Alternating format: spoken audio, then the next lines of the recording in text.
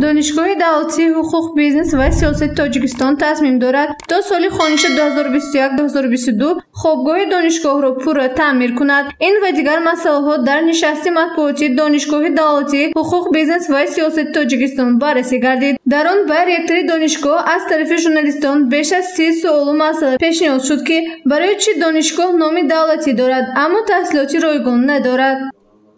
دانشگاه دولتی حقوق بیزنس و سیاست تاجیکستان مؤسسه دانشگاه حکومت جمهوری تاجیکستان به حساب می‌آید و گزارش هم دانشگاه دولتی حقوق بیزنس و سیاست تاجیکستان است و نسبت گروه‌های بودجه‌ای در قد از اول دام کننده شده است و ما علاقه کشتی یکچند روز با این مسئله فکر کردیم و در نقشه هم هست که در موافقت با وزارت مالیات جمهوری تاجیکستان در آینده تشکیل گروه‌های بودجه‌ای و حکومت جمهوری تاجیکستان مراجعه کنیم.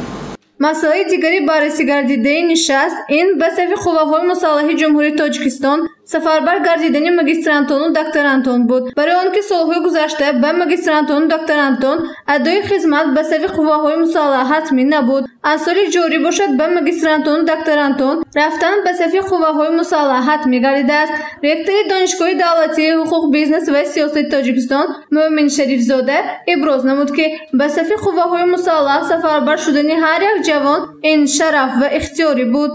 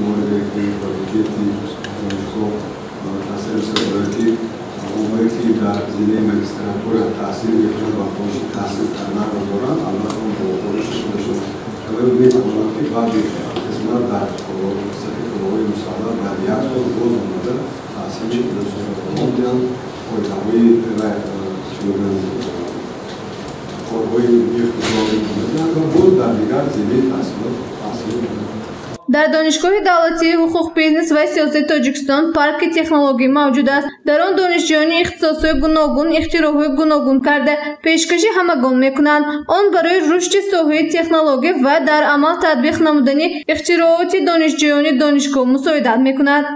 سال گذشته اولین اتفاقی وابسته به پیشگیری پنجشنبه تنگیری بود اختراعاتی سنیته